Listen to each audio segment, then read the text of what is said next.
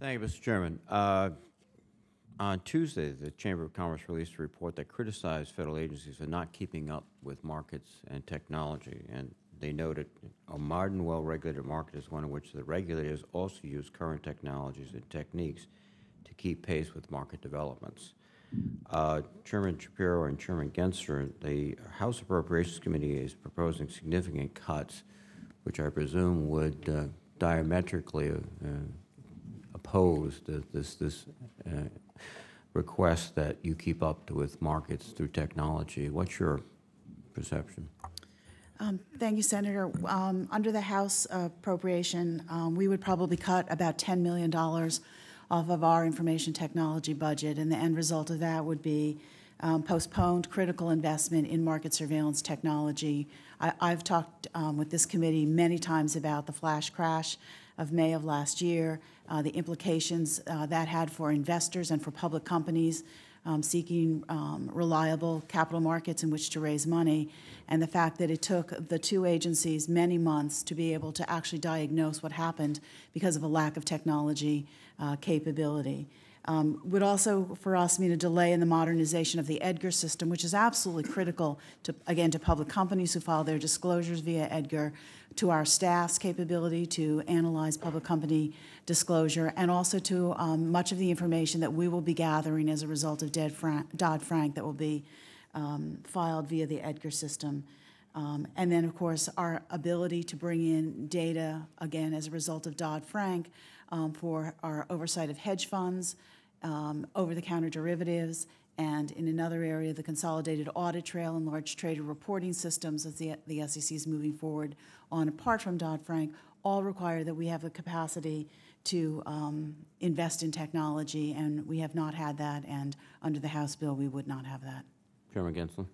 Briefly, technology is very important so we can be an efficient cop on the beat and efficiently provide the public the protections they want. We think we spent this year about $37 million on technology, which is less than most of the largest financial institutions spend in 1 week. And the industry spending $20 to $25 billion a year, it's less than they spend in a day. In 1 year, that's what we do. We think it would be helpful to about double that. And we've only asked for about 30% more people. So technology is a way to be efficient on the people side, and of course to oversee markets which are about 7 times the size. Very important for this setting of aggregate position limits as well, so that we can aggregate the data and bring it in and use the computers to do that, which computers are good at. So. And the House appropriation bill cut us 15%. We obviously couldn't do any of that with the cut of 15%. In effect, this is almost sort of setting you up for not only falling behind these markets we're trying to create, but eventually failing to be able to even have any transparency or any insight into the markets. I think that's right. We will complete the rule writing process. I mean, it will be thoughtful. It will take longer than Congress had laid out, but we will finish that rule writing process. But I fear that then we won't have the people to answer the questions, to have the transparency, to aggregate the market and put it out on our website. Public market transparency needs the technology and the resources. Senator, could I add to that? I think we've said repeatedly we won't be able to operationalize the Dodd-Frank rules. We, too, will get them done. Hopefully they will be reasonable and appropriate rules. But the other area where we will fall behind is that we receive about 2,000 requests a year in the form of self-regulatory organization rule filings, requests for exemptions, no action letters.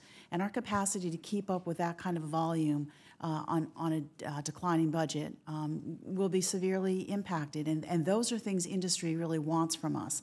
They need that guidance and that exemptive relief from time to time. And so I think everybody has a stake in these agencies being in a position to do their jobs. It seems from your comments that the possibility exists of having the worst of 2 worlds.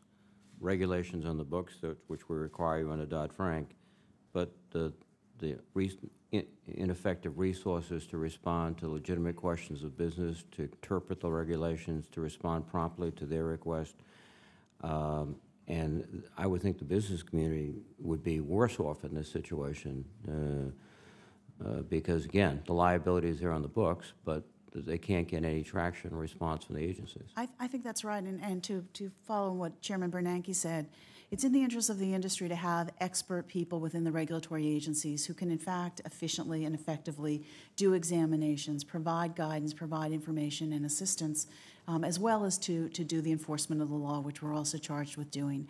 And I think the public has to understand what the limitations are of a regulatory regime that has no compliance or enforcement behind it. Just one final point is, I think the only real beneficiaries are not the rank and file businessmen and women, but those who deliberately will try to avoid following the law in the hopes they won't get discovered because of lack of resources. But then the scrupulous, and I think the vast majority of businesses will be laboring to do what they can, but getting no help or guidance from the regulators.